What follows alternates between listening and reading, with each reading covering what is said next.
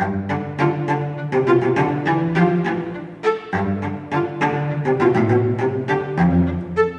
there, welcome back to Practical Stoicism. I'm your host, Tanner Campbell, and if you'd like to get rid of ads, which I'm almost certainly sure that you would like to, you can do so by going to stoicism.supercast.com and signing up for the premium feed at $6 a month. If supporting podcasts with dollars and cents isn't your thing, no problem. You can also support Practical Stoicism by leaving a review. You can also support Practical Stoicism by leaving a review on Apple Podcasts, Spotify Podcasts, or Podchaser.com. Or if your podcast player doesn't allow for that sort of thing, you can also just shoot me an email and let me know you're enjoying the show. Whatever form of support you choose, I appreciate it.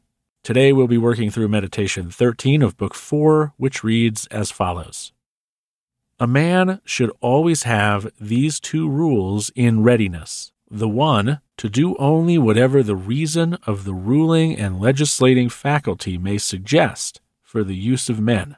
The other, to change thy opinion, if there is anyone at hand who sets thee right and moves thee from any opinion. But this change of opinion must proceed only from a certain persuasion, as of what is just or of common advantage, and the like, and not because it appears pleasant or brings reputation.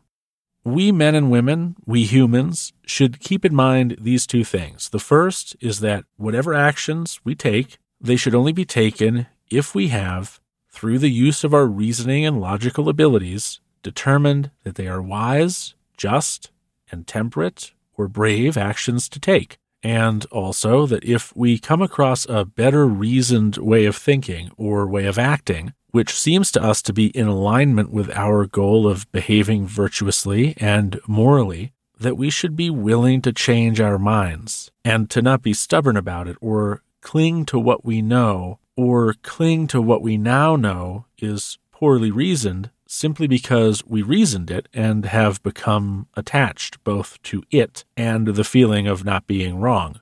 On the other hand, we shouldn't be so flexible that we change our minds because we want to be part of having the popular opinion. I think it was Mark Twain who said something like, if you ever find yourself on the majority side of an opinion, if you find yourself holding the popular opinion, that it might be time to reevaluate and make sure you're not wrong.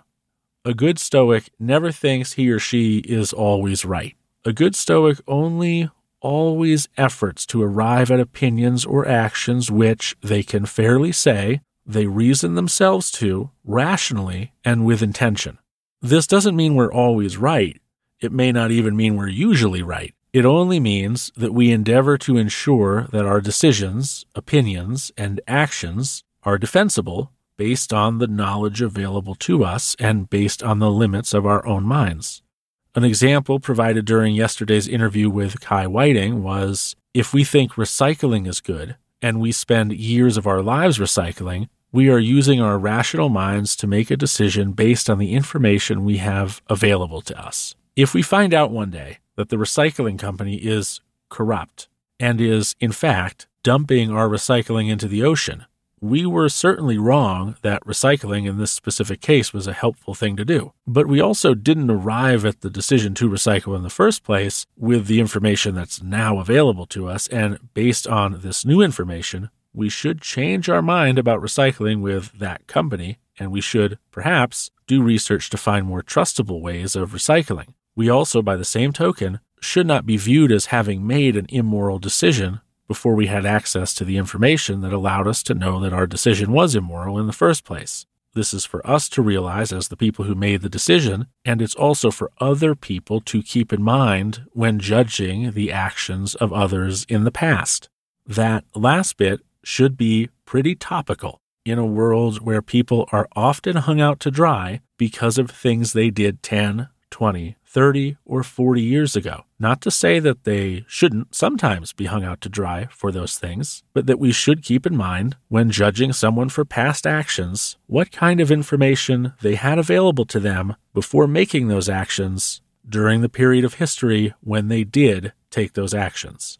Remember, Change is an eternal part of nature, and here, it's also a feature of our human lives. Information will change, data will change, insights will change, concepts will mature. Good ideas will become bad ideas might become good ideas. It is okay that these things are the case. It's okay that we are bound to be wrong in the long run more often than we were ever right. The important thing is, when we discover we're wrong, that we let go of whatever egotistical attachment we may have to being right, admit that our logic is now, with this new information, flawed, and change our positions on a given topic or our opinions of things. Doesn't matter if it's political, family-related, religious in nature, something to do with a friendship or a relationship with another person. We should attach ourselves not to the actions we understood as just and wise yesterday, but instead strive to conduct ourselves in accordance to the present moment's understanding of what is just and wise, and change our behavior if appropriate. Today, I guess this is homework, I'd like you to consider whether or not there's any position you hold that you suspect might be wrong, or maybe that you even know deep down is wrong, but that you avoid addressing because it will be uncomfortable to do so. It will be uncomfortable to admit you were wrong, to change the part of your identity that might be based on that wrong position. No doubt that would be difficult, but think how much more wrong it is, perhaps how much more uncomfortable it might become, if you were to stay committed to a belief or an ongoing series of decisions or actions that you now know to be actually wrong. Wrangle with that. Wrangle with what you find. Then, if called for, change your mind.